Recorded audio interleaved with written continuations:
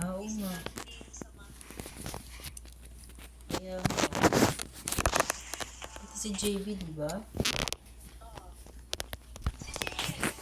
Ah, si Samantha bumawi na lang. Oo ba? At least nababay yun.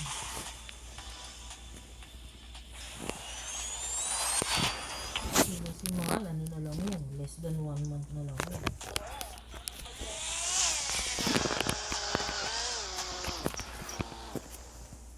Sino may sabi?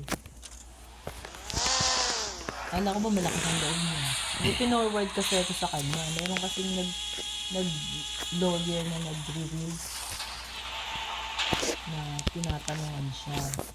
Usually naman, okay, pinababalik ka. Pero once na mag-renew ka, doon ka titirahin. Kasi, di ba, ano, alay mo yung visa mo is 10 years, di ba? O, malay mo, question pa lang siya. Ang masakit niyan, yung kapag magbibisa siya ulit. Kasi hanggang 2027 lang yung visa niya. Eh malay mo, pag nag-renew siya ng visa, doon siya tirahin. 'Di ba? Kasi ngayon, pinarningan pa lang siya. Kasi ayos pa naman yung visa niya. Oo. Oo. Ayun ang sinasabi ko sa kanya. Eh, ayoko lang baka sabihin mo. Kaya lang ako, nag-iingat ako baka by the time na kailangan ng malay mo din sa niya. Sa pag napetisyon na siya ni Paula. Oo, pinawag ko sa kanya.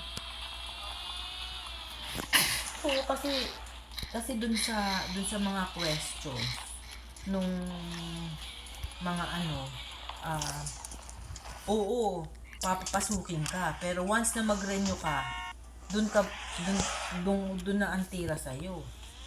Wala ka, Arto. Forward ko sa'yo, basahin mo. Tignan mo dun sa mga comments.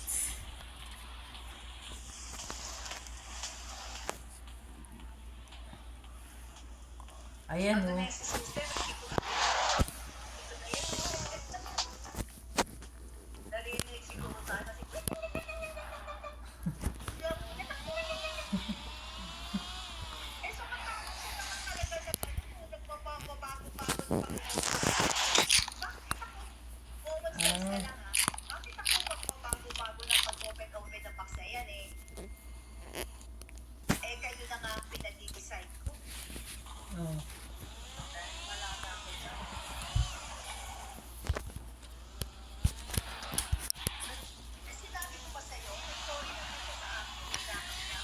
Mhm.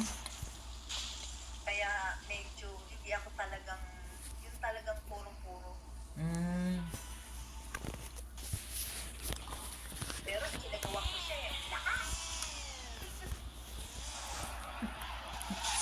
Basta ako, para ako may nakitang isdang pipiyok-piyok.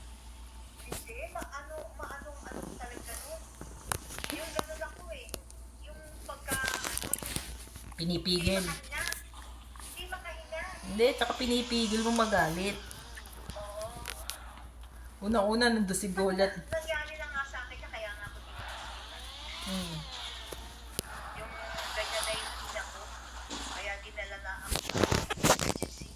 Hmm.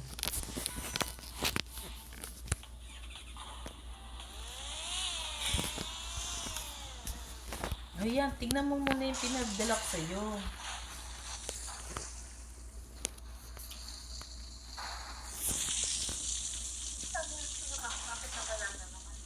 Wala ba?